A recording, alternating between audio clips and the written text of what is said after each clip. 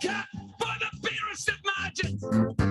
Stokes flashes it away through the covers for 4, and England have won the match. Hello, well, welcome to another edition of the World's Best Cricket Club. Thank you for joining us, all of you. I see lots of people already joining. And I suppose the question is, having listened to that Simon Mann bit of commentary there, England have won the match. Are England going to win the World T20, which starts, of course, on Saturday? So we're going to have a look at that opportunity and possibility with our special guest, a man who's actually won the World T20 for England. It is, of course, Ryan Sidebottom. Ryan, little round of applause there for you to greet you, to welcome you to the World's Best Cricket Club, a modestly titled club, which we've had a lot of very interesting guests on. We actually had, a lot of the world's best cricketers on it, in fact, and you are. Fantastic! Yeah.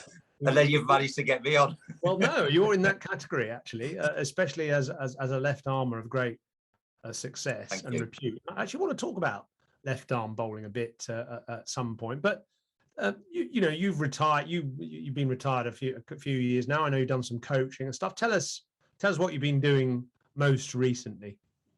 Yeah, so most recently I've been just working for an events company, Engaged. So I still get opportunity to go to all the test matches and ODIs and sort of come on in cricket and meet lots of wonderful people, host tables.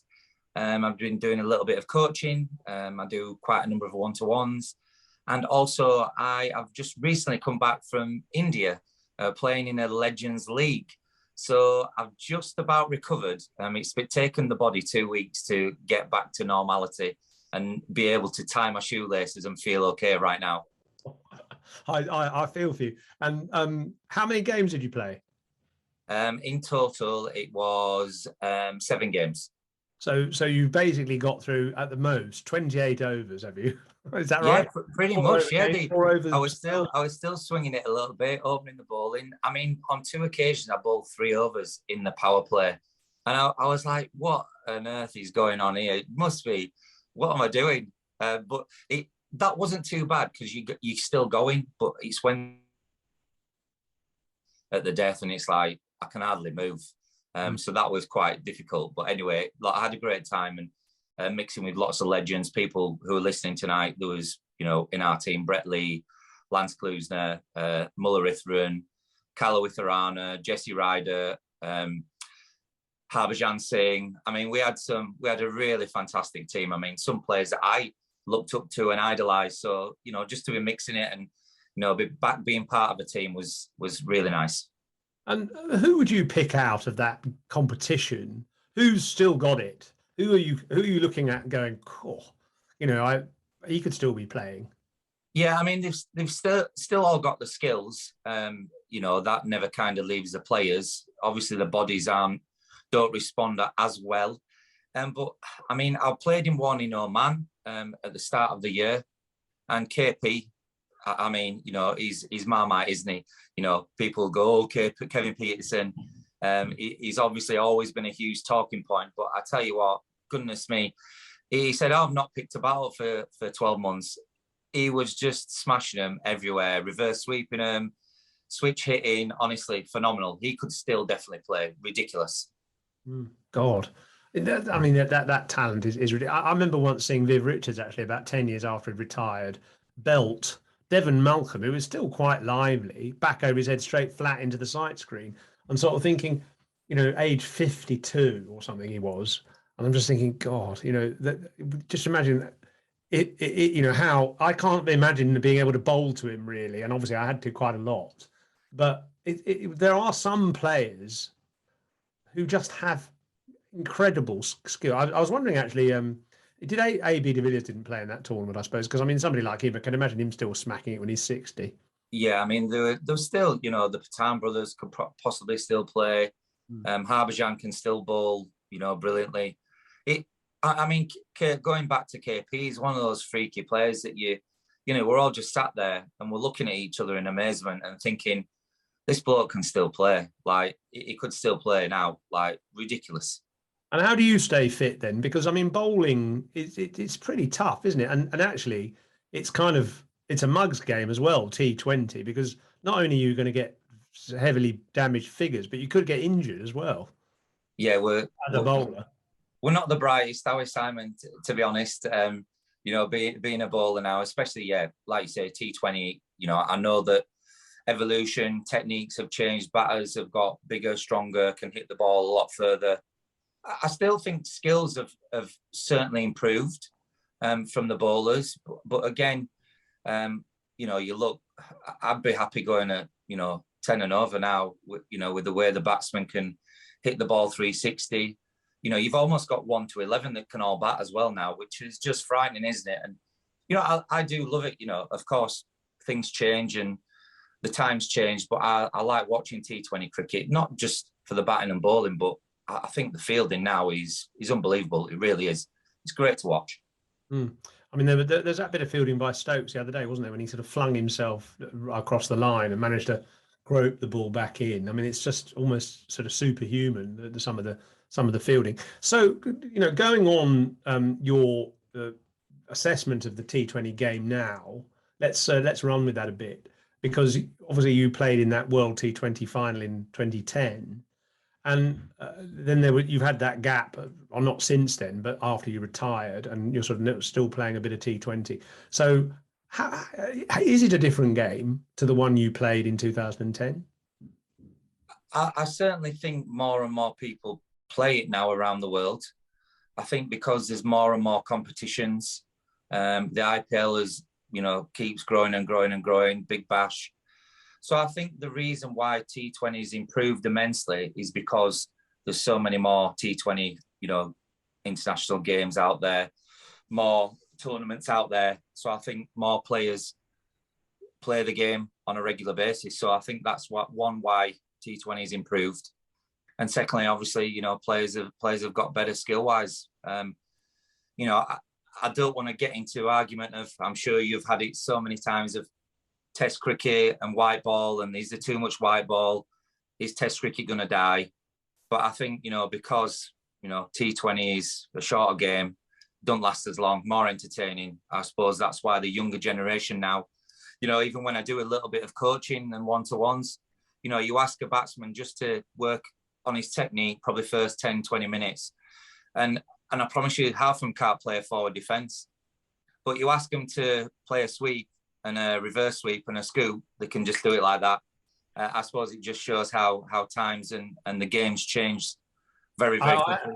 I actually decided to retire from any cricket when, in a school game that I was playing against my kid's school, a 14-year-old reverse swept me for 4. So I decided that was it. I wasn't going to be doing any more bowling. I mean, it must have changed quite a bit from a batting perspective for you as a bowler, kind of looking at what you need to bowl and the batting option. So you talked about the skills that have sort of developed.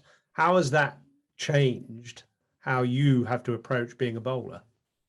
Well, I think you look now, bowlers will see who's on strike, who's in, and they have to change accordingly. I think now you almost have to be 3-4 dimensional as a bowler, not as in being good at fielding, batting and bowling. As a bowler now, you have to be so highly skilled because, you've got so many players that can hit the ball all around the park that, you've got to find ways. So, one ball, has to be different to the next ball because batsmen are just so quick off the mark now and are so settled early on that, they play it so well.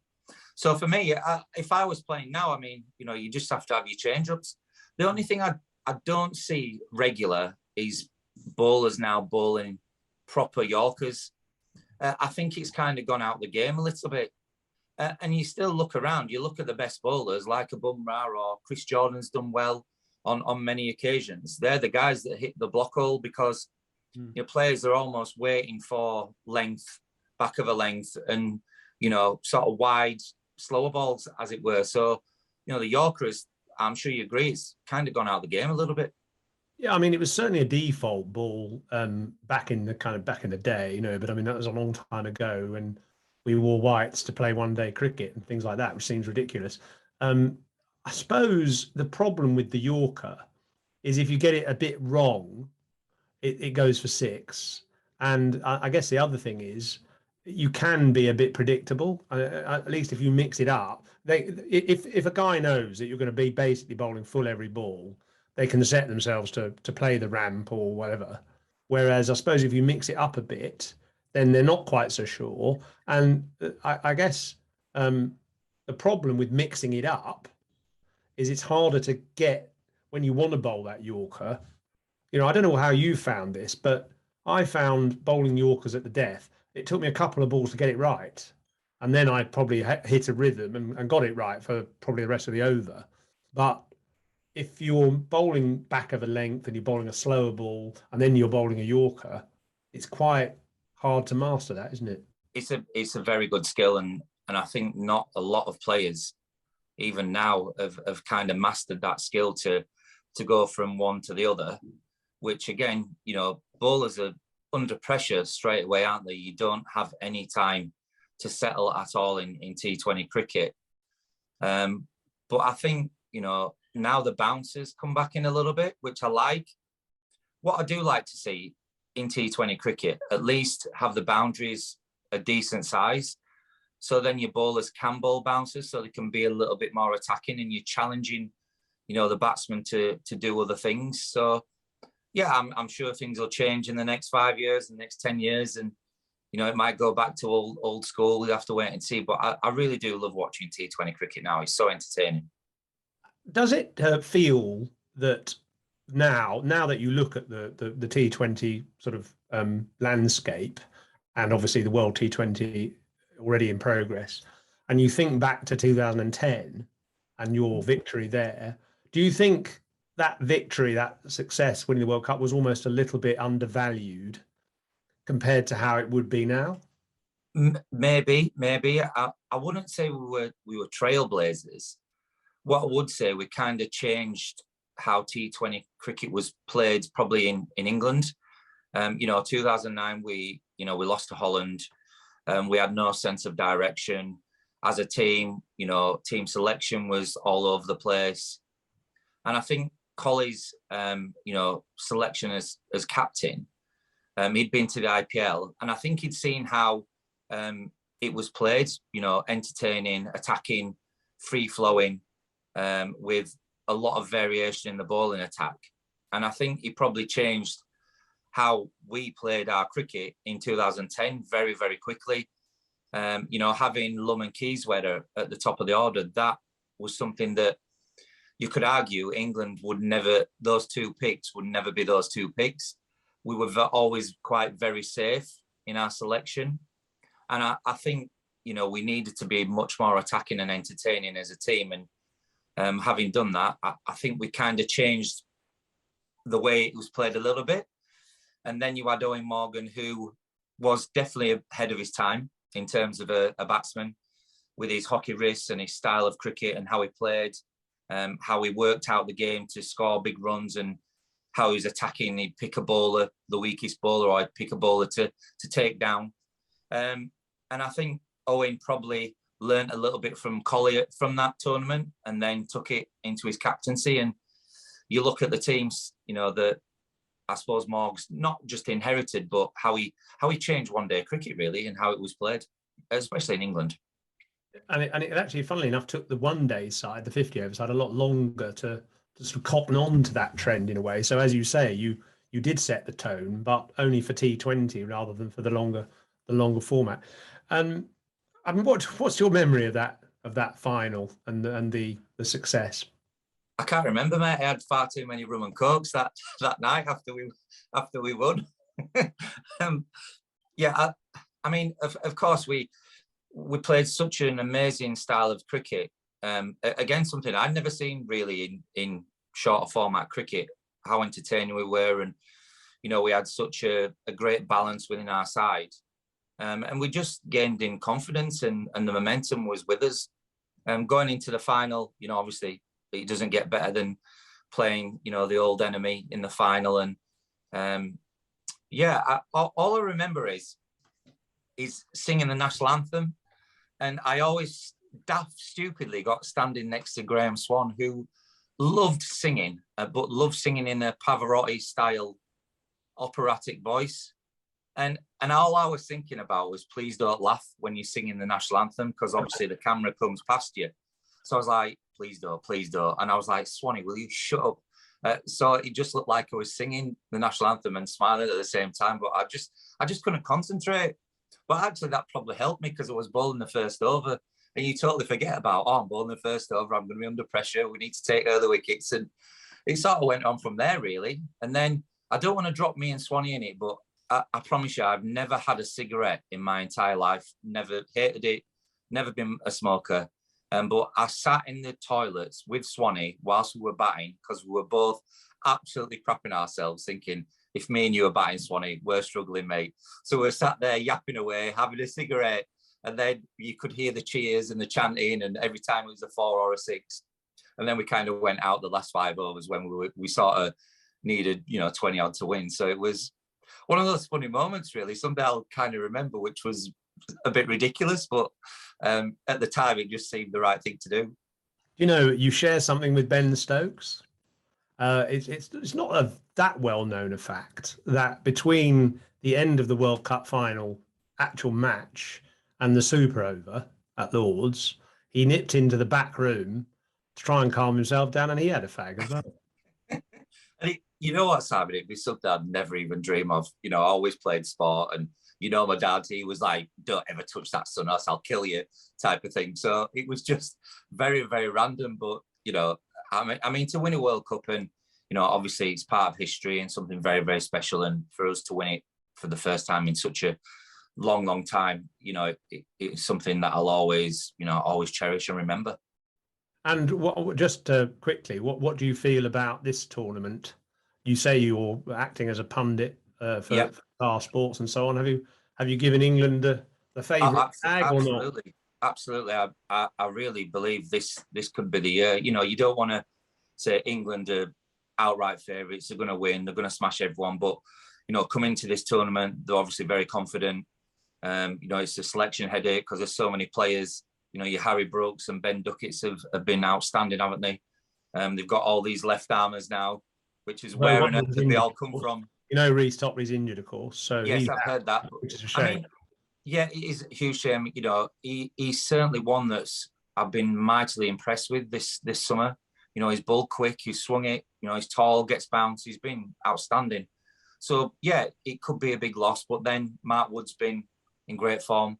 I think he's the X factor that England kind of needs, someone different, ball high 90s, very aggressive, balls bouncers. He's put a lot of, batsmen, even in Pakistan, under pressure. So, I think it's great. You look at the batting order, it just possesses so much firepower and threat. You just, honestly, I'm the same as you. I just shake my head and go, where do these players keep coming from? They're just phenomenal cricketers, and they hit the ball so hard. He's just, and I really believe, I think England have got a massive chance this tournament. Going to this tournament, they're in good form. I don't think I see any other team, if England play to their potential, that can touch them.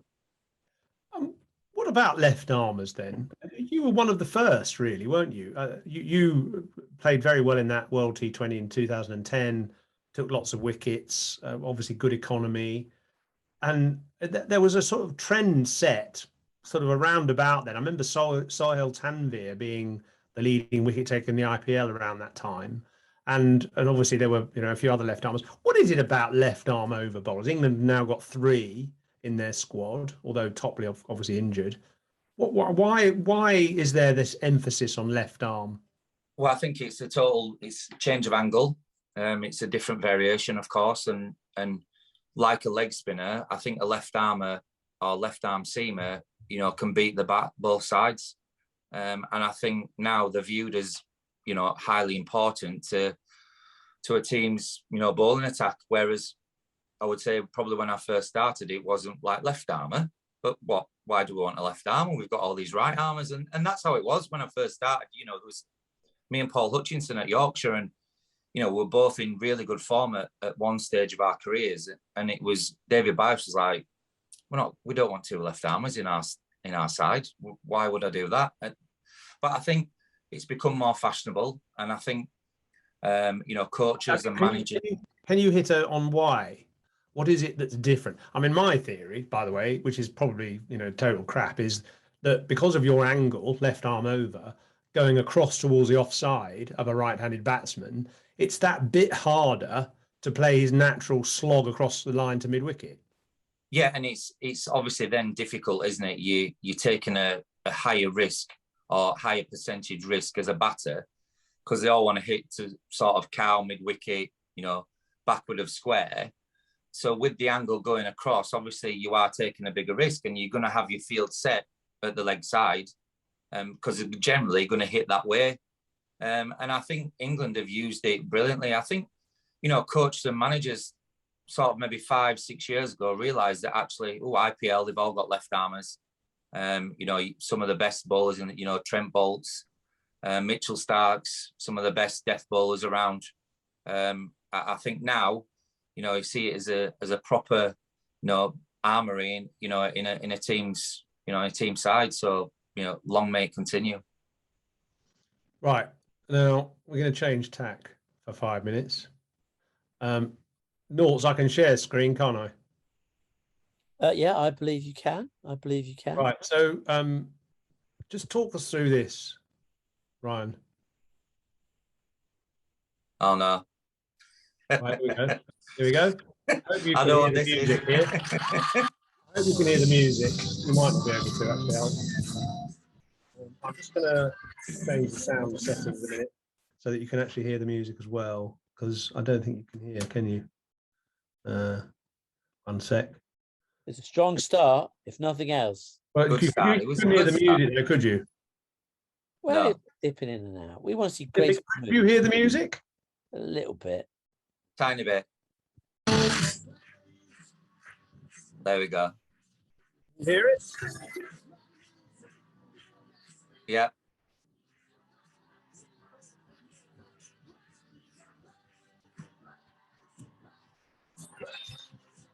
Oh, no.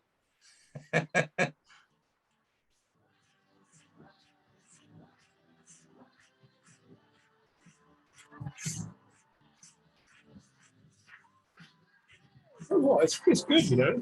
I mean, you got style, balance, rhythm. Yeah. Thanks, Rob. Rob moves like Jagger. Love it.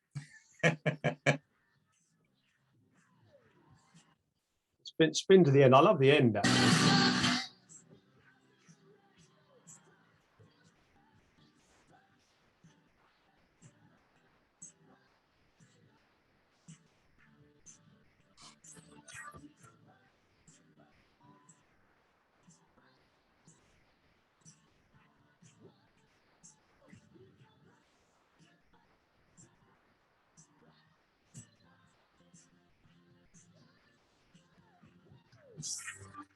Here comes the left arm over delivery. Brilliant. Thank you very much. That was outstanding. I mean, that must have actually been quite exciting. It was. You know, it's absolutely amazing. I was trying to do it for the cricket boys, and Swanee was on Strictly actually before Christmas, and he did really, really well. And he was like, "Oh, I'm going to hand over the reins to you, Sidney." I was like, "Oh yeah, mine's on ice, mate. You know, yours is easy. You're on hard ground." But yeah, it was great fun. I had such a wonderful time, and my partner Brandy, I still keep in touch with now. You know, we swap messages on a regular basis, asking how the family is. Yeah, she stayed with me and my family and my kids, and she was outstanding. So yeah, I had an awesome time. Do you still skate? Do you get down to the local? And come on, do I? I'm happily retired. I mean, my wife totally, you know, ripped the Mickey taken out of me because she got Ryan's Sidebottom t-shirts made up for the show. Every week she wore it. She thought it was brilliant, which wasn't far from the truth, actually, because I used to fall on a regular basis. It was just that first week. And if I'd have known I was wearing all-in-one spandex, I would have lost a little bit of weight, because it was just, it did look great, did it, to be honest? But yeah, I had so much fun. Well, actually, it's the camera angles that don't help, do they? And getting a low camera angle like that, I thought you were pretty good, actually. Like, I mean, yeah, I mean, I was, you know what, I was barely disappointed because that was the first week, and I was in the bottom two, but everyone said you were fantastic. We loved that routine, and how you're in the bottom two, we don't know, but it's one of those things, isn't it? Even those programs are sort of super competitive as well, aren't they? Even though everyone's really nice to you, of course, everybody wants to win.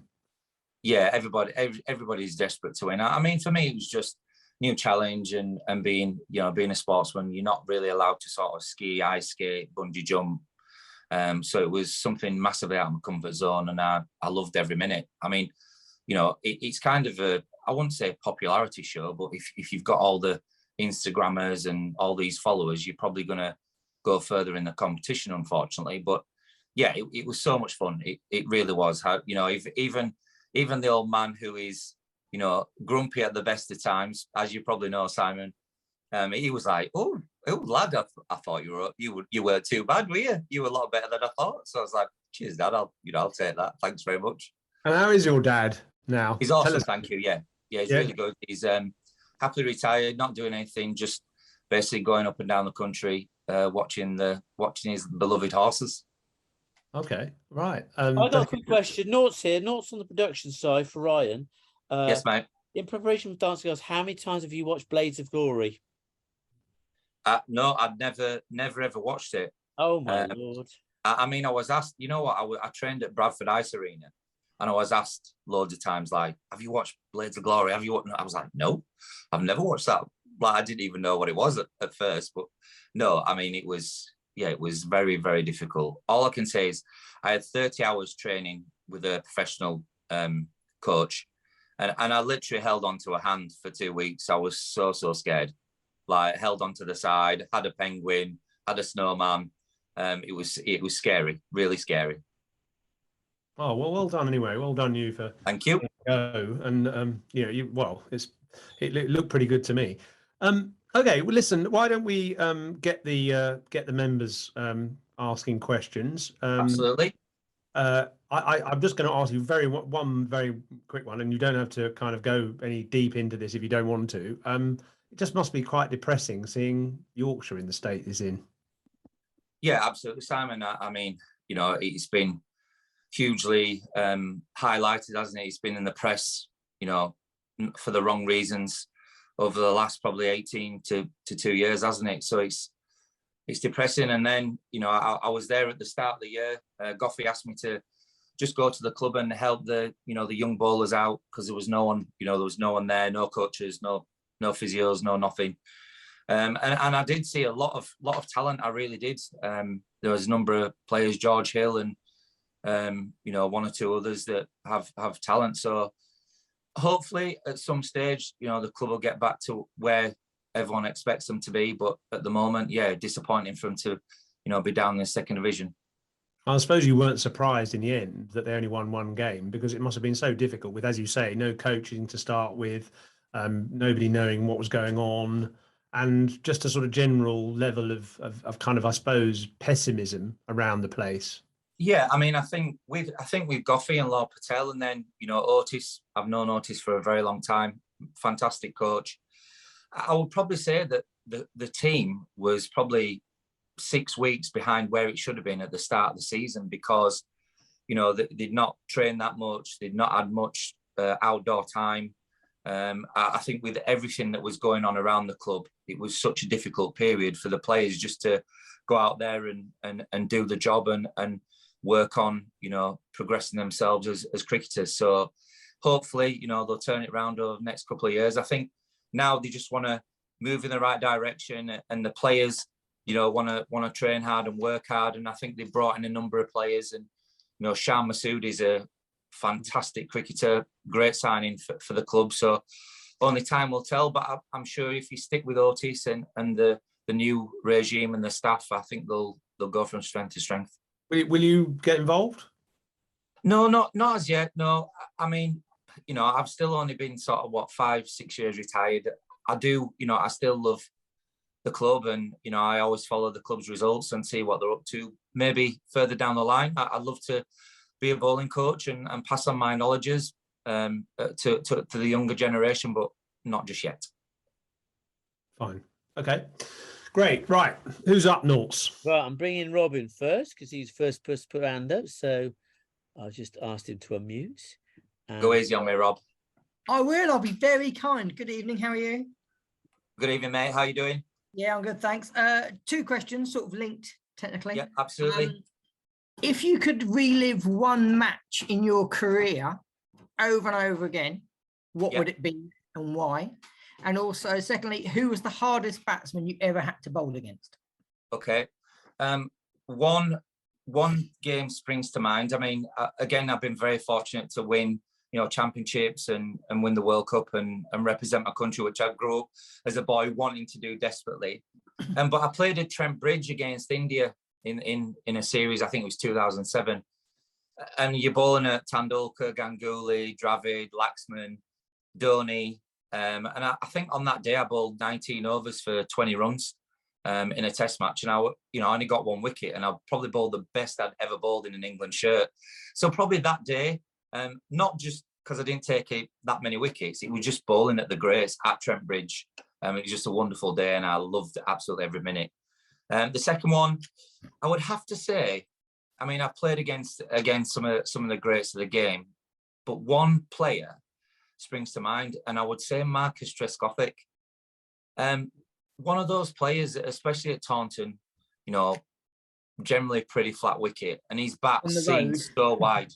It's such a phenomenal player. Your margin for error was hardly anything. So, and you look at the career he's had, what a player, Mark, and a really nice guy to boot. Okay, just going to finish off with one little thing. The next time you play a match, are you going to, and you take wicket, are we going to see any of those dance moves as your celebration? Oh, mate, you might see the odd pirouette. I mean, it was weird. You're a cricketer for 22 years, and then all of a sudden you go to the shop, and no one gives the monkeys that you play cricket. They're all like, "Oh, you're that skater, aren't you? You're that ice skater," which was, I found it really bizarre actually. But yeah, no pirouettes on the wicket because you get done, don't you? Great. Well, thanks very much, Ryan. Cheers, mate. Pleasure. Cheers, Rob. All the best, buddy. mate. Right, I'm going to bring in Mr. Ian Wigston.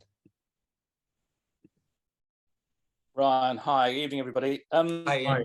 Ryan, given what you were saying about how bowlers deteriorate with age, against that background, how do you rate Jimmy Anderson's ability to keep performing at the age of 40, given everything else that's going on in the cricketing world?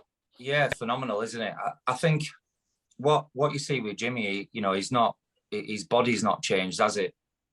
His pace might have dropped a little bit, but I think, he's such a fit bloke. He looks after himself, as you can clearly see, and he still has the drive and the determination. I think, yes, okay, the body may not respond how it would maybe 5, 6, 7 years ago for Jimmy, but when you have the skill that he has, and also the drive and the determination to keep taking wickets and keep, breaking all those records, you can see why he's a winner. And it's great, isn't it? I think he's sort of showing the way that, it kind of is a young person's sport, or not just cricket, football, rugby, everyone's wanting younger. But there's a lot to be said to have your senior experienced players. And if it was down to me as a coach, and what Ben Stokes and McCullum have done, is they've gone, look, these two are our best bowlers by a country mile.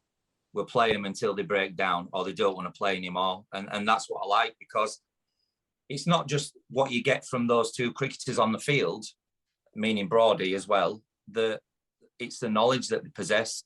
And while you're bringing it, you look at Ollie Robinson, look, fantastic bowler, but I'm sure some of the skills that he's learned recently and how well he's bowled, it's no surprise, because when you've got Broad and Anderson who will possess all the skills in the world, you're going to get that from other bowlers. Yeah. And sort of looking forward to next summer, if you were in charge of the team and you just saw that there was a fall off in Jimmy's performance, how tough would it be to drop him in an Ashes series? Of course, it'd be a hugely difficult decision for anyone to drop your premier bowler.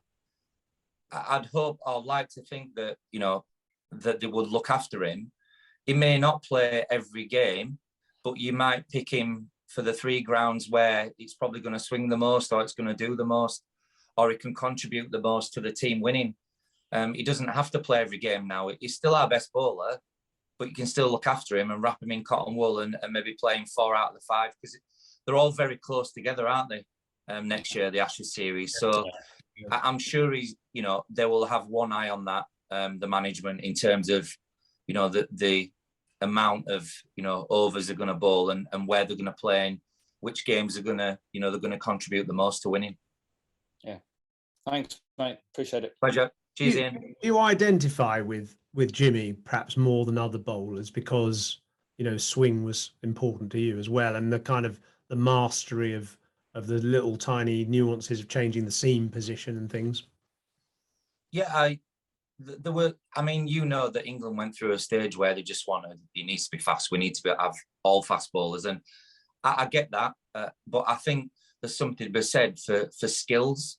And you look, probably the best bowlers around the world. Yes, some were quick, but they still got the ball to move around. And you're testing any batsman's defence and technique if you get the ball to swing and seam. And that's why Jimmy and Brody have taken all those wickets, because it's not just, they might not have the pace now, but they've still got the skill and that factor of making the ball move around and challenging, batsmen's techniques.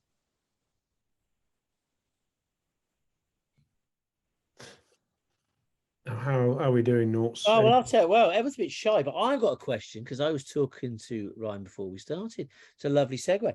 Obviously, this club was set up to raise funds for the Professional Cricketers Trust, and Ryan's done the same on his bicycle ride. And I know he's got stories from his cycling adventures, and I wonder if he'd like to share one or two. This is quite an embarrassing story, actually. So Sammy Ralph, who's part of the trust, asked me would I do the bike ride for the Professional Cricketers Trust, and I jumped at the chance. They'd asked me probably 3 or 4 years previous, and I said, look, it's not really for me. And I said, one stipulation: you have to get me an electric bike, because my knees are absolutely buggered, and I couldn't ride 90 miles if I didn't have the help. But the problem was, with an electric bike, it's twice as heavy, and actually the electric didn't bloody work. So I did 90 miles, and by the time I got to the end, I was dead last. Everyone had finished. They were all in the bar drinking pints and having a nice time, and I was still on the road with one of the guys from Halfords who was looking after me, and the electric just didn't work the whole way. So basically, I was pushing a heavier bike with, obviously, I was probably 18 stone as well. So it was honestly the worst day I've ever had in my entire life. I was swearing. It was cold. My bum was sore, my knees were hurting, and I was on this heavy electric bike. So, to be honest, I got a round of applause when I got there. And I was like, it did work, the electric did work, but I did it in the end, and I finished. And it was, it was for a very, very worthy cause. So I was delighted to get to the end and help the Professional Cricketers Trust, which I always try and do my best for.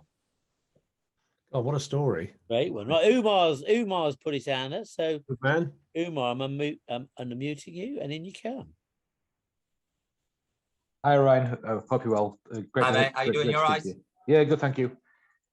My question is, I work quite a lot in youth cricket, and there's a lot of talented players. I'm just curious as to what age did you think, I can actually become professional or play for England? Was it a gradual thing, or was there a moment where you thought, this is me? Yeah, no, it was it was a gradual thing. I was never really selected for any Yorkshire schoolboy age groups. I was never picked. So for me, it was a gradual thing, sort of as I matured and got fitter and stronger and improved, playing, having plenty of games, having lots of game time. I was very lucky, Omar, actually having my father, having his input. He never coached me, but he had lots of wise words, and he always said to me, you need to be fitter, stronger, work harder, give it absolutely everything. But with the age group stuff, what I see is in cricket, maybe not in other sports, but players develop at different ages. You might have a 15-year-old who you see is like, oh my goodness, he's amazing. But then, he's the biggest and the best. But when he's 18, he gets taken over by. So what I would say to a lot of age group cricketers is just keep following your dream, keep working hard, keep trying to improve. And once you do that, if you're consistent, someone will see you and you'll get picked for better age groups, and you might get picked for your county, but don't worry, because everyone develops differently. I think for me, it's just about work ethic and giving it absolutely everything, working hard. Thank you. So what age were you? So you say you didn't play Yorkshire age group. So you mean what, sort of 15s and 17s? Yeah, 14s, 15s. It was kind of 17s. I played a few games and did pretty well. And then I went on the YTS at Yorkshire, and I trained with, bowled against the first team, and they just said, "Oh, come down to the nets," and it sort of went from there for me. It wasn't one of those things where, oh, it's Ryan Sidebottom, he's going to be better than his dad, blah blah blah. It's more the opposite, actually.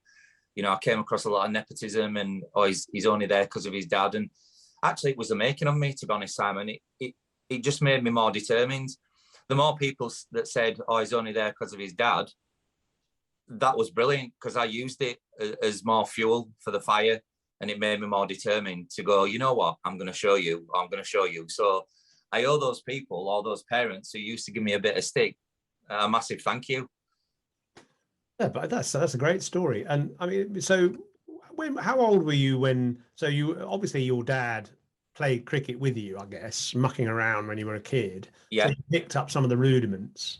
But when did you know that you were going to make? Because when I was 12, I wanted to be a county cricketer. I went around the grounds watching the games, and I thought it was really glamorous, and I just thought, this is what I want to do in my life. But you were obviously thinking something different at 15, 16, were you? Even though you hadn't played. I sort of wanted to follow my dad in both avenues of football and cricket. So I was at Sheffield United on the YTS scheme for a year, and then sort of 16, it was one of those where I had to choose between the two. And again, Dad sort of said, "Look, son, you're probably not going to make it at football, but you have a chance."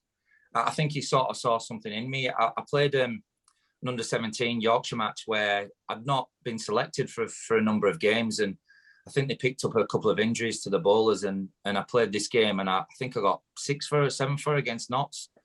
And I think maybe Dad, knowing the game of cricket, realised that I might have had a little bit of oomph or a bit of something about me when I was under pressure. But as an individual, I never thought I'd made it ever. I always realised that there's always someone wanting to take your place. So I had to work, as I got older, I had to work harder and harder and get better at my skills to stay in the team. I was never one of those that sort of said, "Oh, I'm okay, I'm playing well, I'm the best bowler in the team."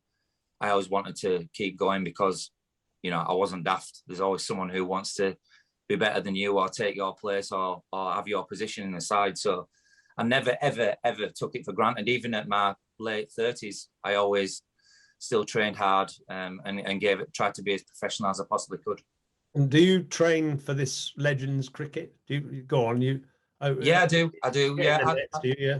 I mean, I don't go in the nets anymore. I do turn my arm over and I bowl into the garage, but I more just try to keep myself fit. It's more just about the body, being ready to bowl a few overs. But yeah, it's always quite nice to just play those tournaments and mix it with some of the greats of the game. Must have been wonderful. Right, listen, I think we're done with questions, aren't we, Dorts? Yeah? Yeah, it's quiz time. Okay, cool. Quiz time. Right, quiz time. This is your last commitment of the evening then. So this is a quiz that we call "How Well Do You Know Yourself?" Oh, right, okay. Yeah. And we've had a lot of contestants on this, probably about 60 in all. We start a league table every kind of quarter, I suppose. And so you're the first contestant of this quarter. No pressure. There have been some good scores. Liam Livingston got a 9. Paul Collingwood got a 10. It's 10 questions. Alistair Cook was the worst, got a 4. So varied scores. Are sort of 7 or 8. Woodcock got a 9, didn't he, as well? Woodcock got a 9. Well, he's like, he worships himself, so he's bound to get a 9, isn't he? Oh yeah, well, exactly. Right. So this is 10 questions. Okay. Right. And I will ask them after a little bit of music. So we introduce this with a bit of theme music, which is.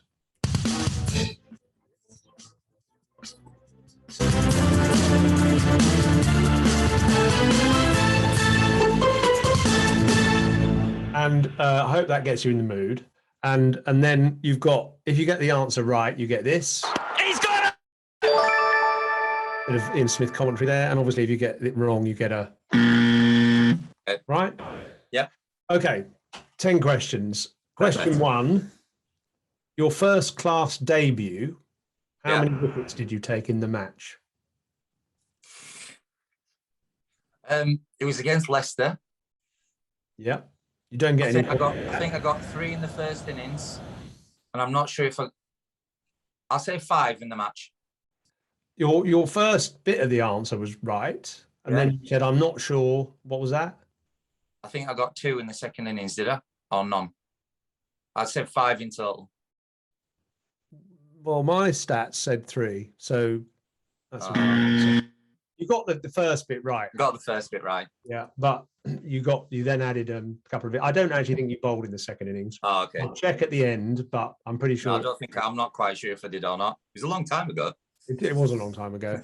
I'll give you half a mark for that. Okay, thank you. You got the first bit right. Yeah, I got so I'll 3 give you half a mark. Yeah, okay. I'll take that.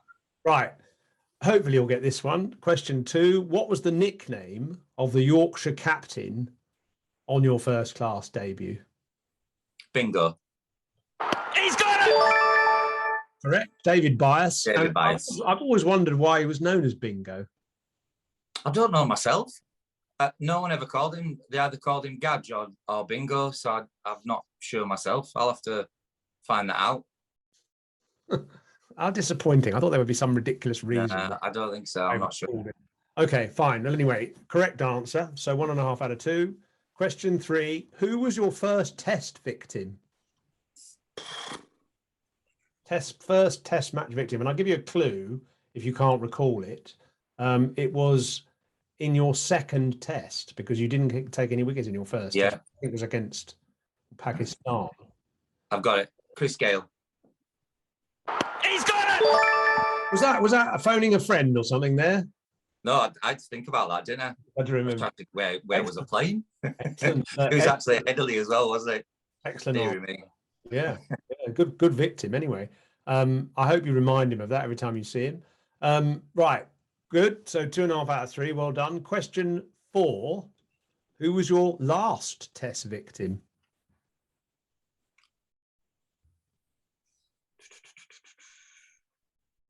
And I'm happy to give you a clue if you're not sure. I think he was against South Africa. Correct. In South Africa. Jack Callis. You knew it all along. Very good. I take that. Very good. Well done. Excellent. 4.5 out of 5. 3.5 out of 4. 3.5 out of 4. I'm very bad at scoring. Question 5. How many test 5-wicket hauls did you take? 5, I think. He's got it! You're doing well. Thank you. Out. Good I'll shout. take that. Yeah, I'm happy with Good. that. Well done. 5 test match 5 for that. That's all right. Yeah, excellent. Excellent in only about 20 games, actually. So very impressive. Thank you. Question 6. Now, this will test you. Who has a better first-class bowling average? First-class bowling average? Yeah. You or your dad? Oh, goodness me. I'm going to go... I think mine's 23, isn't it? 23 and a bit. Now, did Dad get into that? I'm gonna say me. Just. You sure? Yeah, go on. I'll just say me. Just bragging rights. Absolutely right. What was Dad's? 24.4. Ooh. And yours was 23.3. Oh, nice. I'll take that. Cheers. Well done. Never mind, Dad. His LBW appeal was better than yours, though. Oh yeah, absolutely. It rent the air around the entire Leeds. When he appealed for LBW, everybody heard it in the town centre. I bet they did. Yeah. God. Question 7. Who has a better first-class batting average, you or your dad? There's no competition. My dad. I was useless. He's got it! Yeah, I suppose that was an easy question. But do you know what his batting average was, first class? He has said to me that it should have been a lot better. He was a lot better batter than what he achieved. 20, I don't know, 25. It was 22. I mean, in fact, it was higher than I thought. 22. Yeah. I never thought he was much of a batter, but I suppose he batted at 8 or 9. So yeah, the chance of making a few. Good. Okay, right. Correct answer. Anyway, you're doing well. Only half a point dropped here. Thank you. Question 8. What were your bowling figures in the World T20 final 2010? Oh. If you could get them to within 2 or 3. Two for 24. 2 for 24. He's got it! I'll give you that. 2 for 26. 2 for 26. Right. 4 God. overs remains. 2 for 26. Can you remember who you got out? Yeah, it was Shane Watson and Brad Hadding. Yeah. Got down the leg side. Yeah. Bonus question, but no points. Okay. Great. Good going. 2 to go. 7.5 out of 8. Can I just say 7.5 that? out of 8. All right. Say 2 that. to go. Question 9. Who has a better T20 international economy rate? You or Sam Curran? Just thinking of left armers and prominent English players. So it's economy rate. Well, Who has I a would better say, one out of you and I'd Sam say Curran? now they hit the ball a lot further. They hit the ball. There's more players that hit the ball 360. So I'd say my economy rate is a little bit lower than Sam's. Just. Uncannily good answer. He's got it! Yeah. Very modest answer too. Your economy rate was 7.14 and Sam's is 8 exactly. Yeah. I mean, he's done brilliantly, hasn't he? I mean, he's your modern day cricketer as well. He's a fantastic batter as well. So I do like Sam Curran. He's cleaning up financially too, I think. Probably. Oh, absolutely. I heard the other day from Steve Elworthy, that the chief executive of Surrey, that Tom Curran makes $3 million a year. How about that? Wow. And he doesn't play. Go for 3 million every spell. Wow. Wow. Can I marry the Curran brothers then? Is that all right? What have you got their address? A mobile number. That tash off and quick sex change, you'll be in. Exactly. Yeah. Great. Listen, okay, great. So another very good answer. So you're 1 mark away from 9.5 out of 10 here. Last question. What was your best score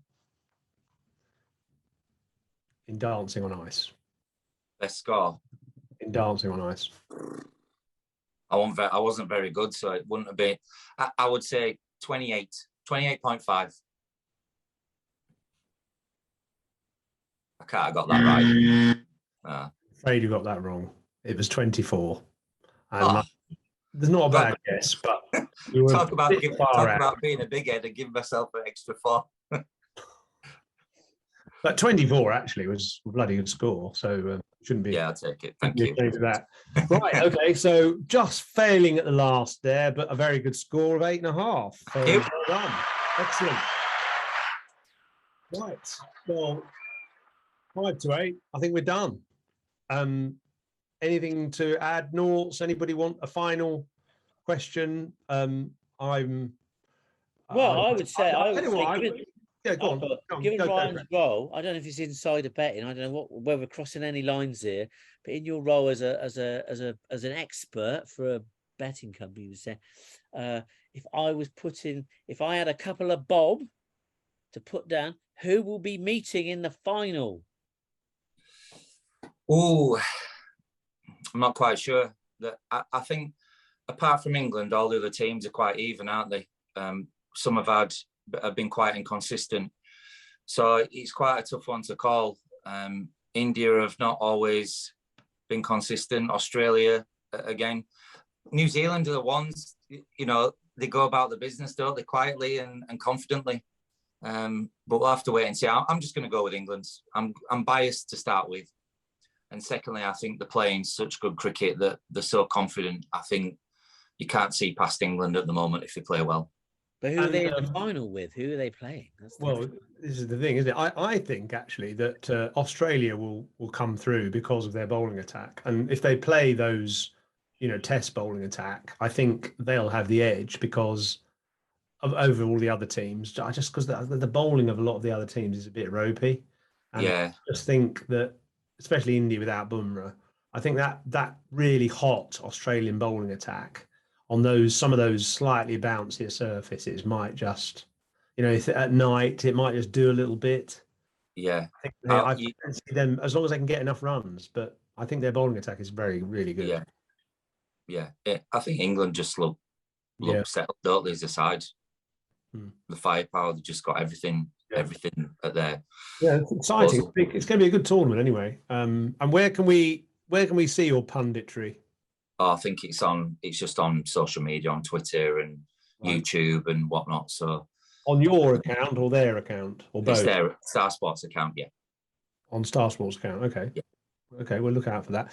Listen, I just want to say one thing actually before you go. I think you are a fantastic role model for not just for cricketers, who've had a good career, but actually for how you've approached post-career, because you haven't sort of slumped into a corner and moaned about, not playing anymore or kind of sort of longing for the dressing room again or anything. You kind of got out there and done other stuff and being very active and engaging and just a sort of a good person. You've given lots of insight. You've made an effort in kind of almost reinvented yourself, created a sort of second career, which I'm sure things like Dancing on Ice would have helped. But you just feel like someone who's got energy and are prepared to have a go at things, which I think a lot of ex-players, unless they get a sort of nice, easy contract with Sky, are not very good at. Yeah, and I think Simon, I've always been very passionate as a person. I've always tried to give my best, whatever I do. I enjoy life. I try and make the most of it. I've been, I'm not saying I'm very lucky, but I've been fortunate to play cricket. It's something that I absolutely love. So it's always nice, when you finish your career to do other things and get other opportunities, which again, I've been very lucky to have. And you just try and make the most of it and live my life. I've got a great family and again, my dad's always been a very good sounding block. He's always tried to point me in the right direction, keep me level-headed and grounded as a player. And I will say, people listening tonight, the one thing he did say to me is always treat people how you would expect to be treated. And that always stuck with me, always. Because there was a couple of times where I'd sort of in my younger days, I'd played a few games for Yorkshire and I was being a bit of and he gave me an absolute, I promise you, an absolute pounding when I got home. He shouted at me, he swore at me, he said, "Don't you ever behave like that ever again." And again, that's what stuck with me. Treat people how you expect to be treated. So that's always what I've tried to do. Well, it comes over very well. So will you thank him? I will. Us and keep at it. Thank you so much. Cheers to everyone. Thank you for having me on. Cheers, Simon. Thank you. It's been an absolute pleasure, Ryan. So thank you very much. Good luck with everything you're doing next. Thank you. Good evening, everyone. Thank you. Round of applause. Please feel free to depart. Cheers. See you later. See you later. Cheers, guys.